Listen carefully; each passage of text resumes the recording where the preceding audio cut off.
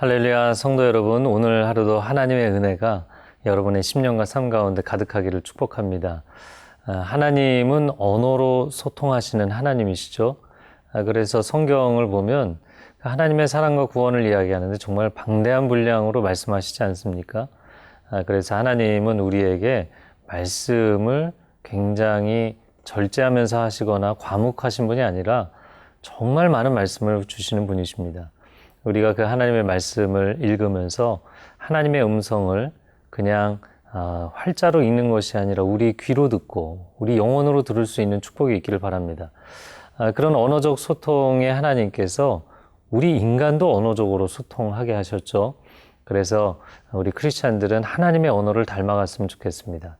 오늘 하루를 살아갈 때 나의 언어가 하나님의 언어를 닮아서 아름다운 언어로 승화되는 그런 축복의 체험을 소망하며 오늘 말씀을 함께 보도록 하겠습니다.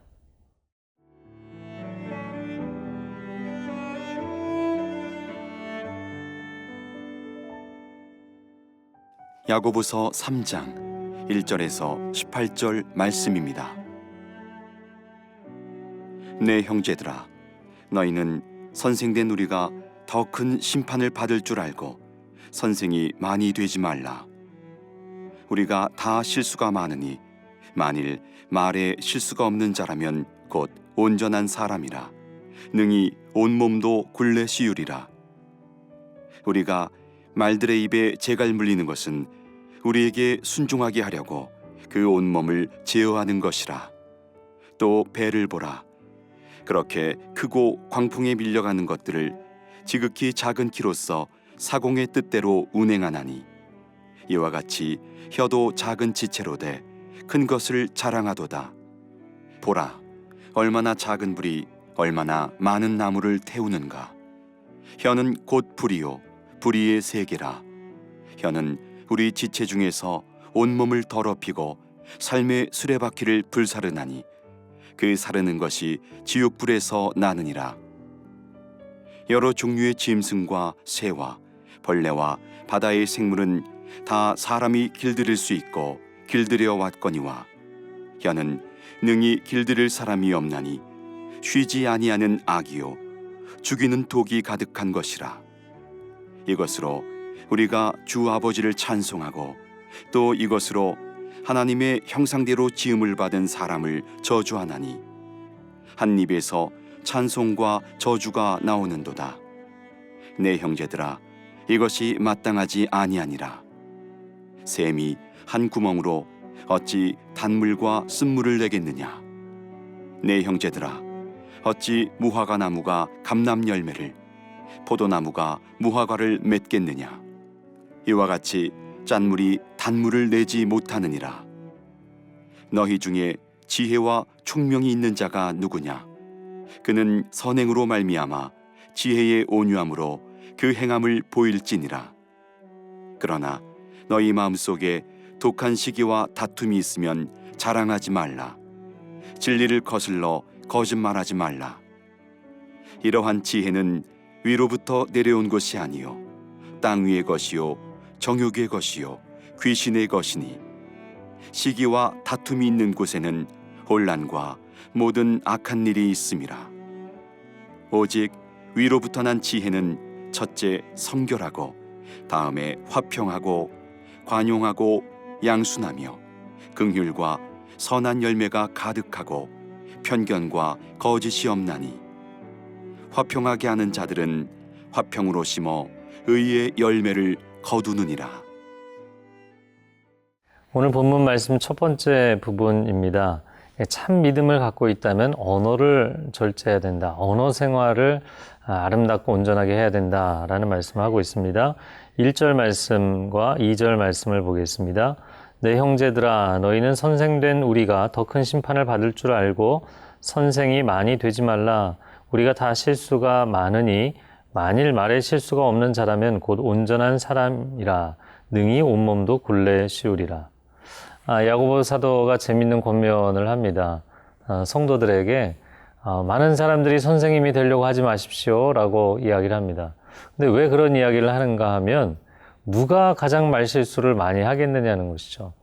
그것은 말을 많이 하는 사람이 말실수를 많이 하게 된다는 것입니다.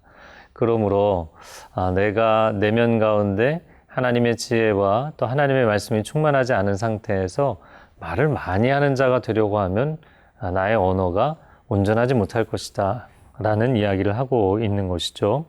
자, 3절과 4절 말씀에 우리가 말들의 입에 재갈 물리는 것은 우리에게 순종하게 하려고 그 온몸을 제어하는 것이라. 또 배를 보라. 그렇게 크고 광풍에 밀려가는 것들을 지극히 작은 키로서 사공의 뜻대로 운행하나니. 여러분, 언어를 절제하는 것은 존재를 절제하는 것이다.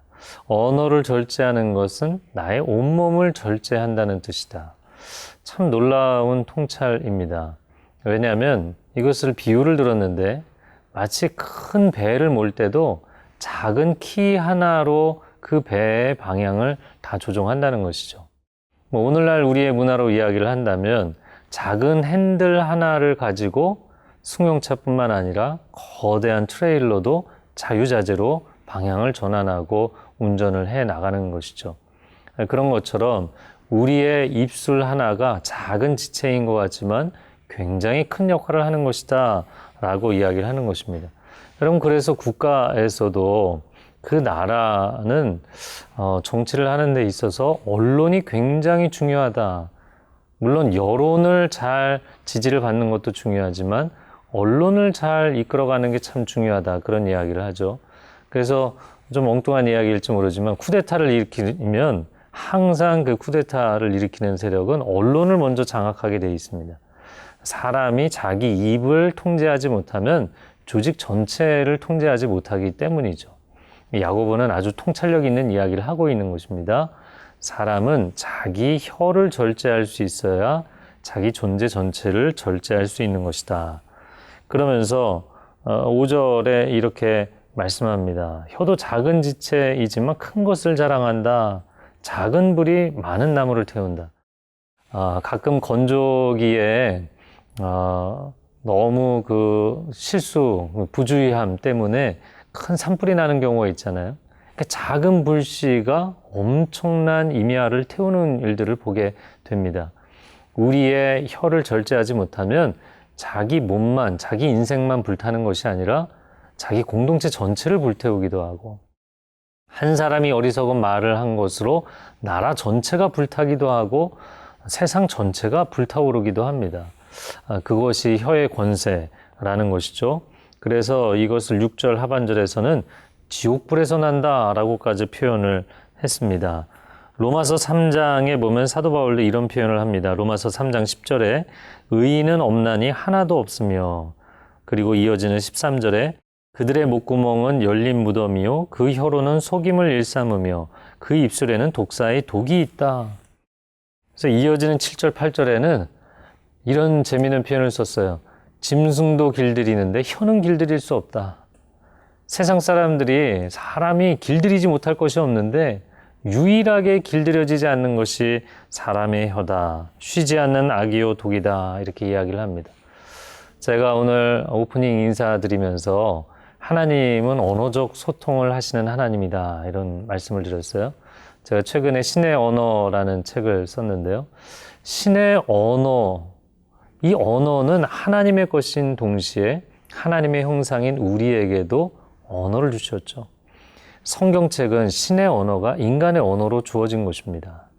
사람은 언어적으로 소통하는 것이 그냥 사람이기 때문이 아니라 하나님의 형상이기 때문에 언어를 사용하는 것이에요. 그런데 그 언어가 세속적이고 악하고 거짓된 언어, 죽음의 언어가 되어서는 안 되죠.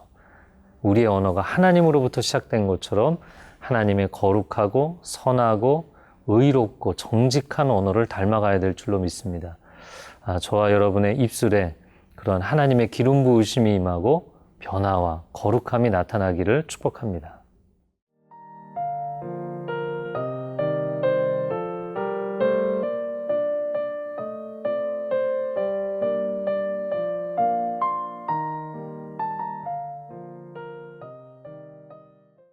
오늘 본문 말씀의 두 번째 부분입니다.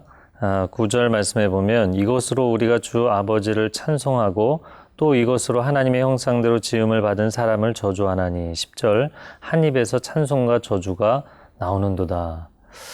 우리가 하나의 입으로 눈도 두 개, 귀도 두 개이고 하지만 우리 지체가 두 개가 많죠. 그런데 우리의 입은 딱 하나인데도 이 하나의 입으로 찬송이 나오기도 하고 저주가 나오기도 한다는 것입니다. 그러면서 이것은 정말 이해할 수 없는 일이고 합당한 일이 아니다라고 이야기를 하는 것이죠. 어떻게 샘에서 단물이 나오고 쓴물이 나오고 단물과 쓴물이 함께 나올 수가 있느냐. 그것은 있을 수 없는 일이다. 또 나무도 마찬가지죠. 한 뿌리에서 어떻게 두 종류의 열매가 나올 수 있겠느냐. 이것은 합당한 일이 아니다라고 이야기를 합니다. 저는 이 야고보 사도의 말씀을 보면서 사도 바울이 로마서 7장에서 했던 고백을 봅니다. 로마서 7장에서 사도 바울이 그런 이야기를 하죠. 내 안에 두 가지 법이 있다. 그래서 선을 행하고자 하는 마음이 있는데 오히려 선을 행하지 않고 내가 악을 행하는 나를 보게 되면서 당혹스럽다. 내 안에 있는 두 가지의 법은 하나님의 법이고 또 한 가지는 죄의 법이다. 그렇게 이야기를 합니다. 그러면서 이 갈등이 얼마나 심한지 오라 나는 공고한 사람이로다 이런 고백을 하면서 7장을 마치게 되죠. 여러분, 그러나 그런 우리가 죄와 사망의 권세에 사로잡힐 수밖에 없는데 로마서 8장으로 건너가면서 생명의 성령의 법이 우리를 죄와 사망의 권세로부터 해방시켰다라고 선언을 하는 것이 로마서 8장 1절의 말씀입니다. 마찬가지인 것이죠. 우리의 인생을, 우리 영혼을 비행기로 표현을 한다면 여러분 비행기가 동체가 얼마나 무겁습니까? 그냥 전체가 쇳덩어리로 되어 있는데 너무너무 무겁죠. 그런데 그 비행기가 하늘을 창공을 비상한다는 게 참 놀랍지 않습니까? 비행기가 활주로 위에 서 있어요. 근데 아무리 그 비행기가 무거울지라도 딱 두 가지가 있으면 힘을 받아서 올라가는 거예요. 첫 번째는 엔진의 힘이고요. 두 번째는 연료의 힘입니다. 엔진이라는 강력한 동력이 있어야 비행기가 뜰 수 있는 것이고요. 그러나 그 엔진이 있어도 기름을 가득 채우고 그 기름을 사용해야 엔진이 실제적으로 힘을 발휘하게 되는 것이죠. 영적으로도 마찬가지입니다. 죄는 끊임없이 우리를 잡아당깁니다. 우리의 언어로도 죄를 짓게 만들고 생각으로도 죄를 짓게 만들고 마음과 행동으로 죄를 짓게 만듭니다. 그게 끊임없이 우리를 잡아당기는 죄의 중력과 같은 거예요. 그런데 우리는 육신을 입고 있다 보니까 무거운 철덩어리인 비행기처럼 그냥 이 죄의 땅에 갇혀서 사는 것 같죠. 그러나 여러분 예수 그리스도의 십자가 복음이라는 놀라운 엔진이 우리에게 있고 그리고 그 복음 안에 성령의 기름 부으심을 허락하시는 강력한 영적인 기름 부음을 우리에게 허락하시면 우리는 창공을 비상할 수 있습니다. 저는 또 오늘 이 말씀을 묵상하면서 그런 생각을 해봤습니다. 이 구원이라는 게 칭의로 끝나지 않는다. 반드시 거룩의 삶, 성화로 이어져야 된다를 야고보가 말씀하고 있는 거잖아요. 요즘 이제 4월달이 돼서 초등학교 1학년 들어간 학생들을 봅니다. 코올릭의 아이들, 아무것도 모르는 애들도 입학식 하고 나면은 이제 학생이 되는 거예요. 유치원생이 아닙니다. 학생입니다. 그런데 만약에 학교를 들어갔으니까 학생이긴 하지만 공부도 안 해요. 수업도 안 들어요. 선생님 말씀도 안 들어요. 날마다 친구들하고 싸워요.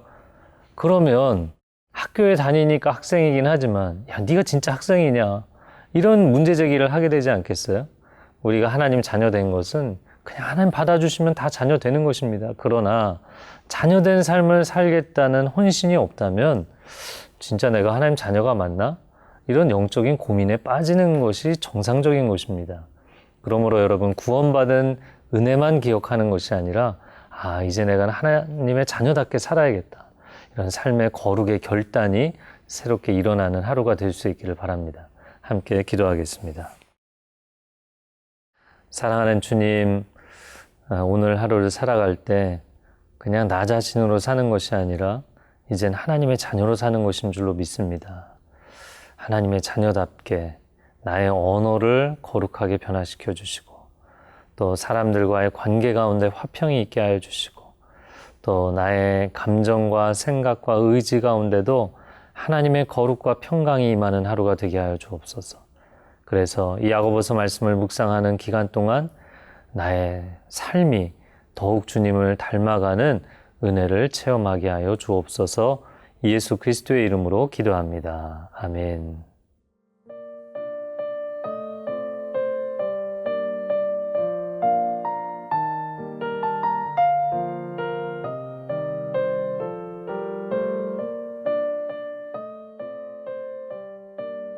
이 프로그램은 시청자 여러분의 소중한 후원으로 제작됩니다.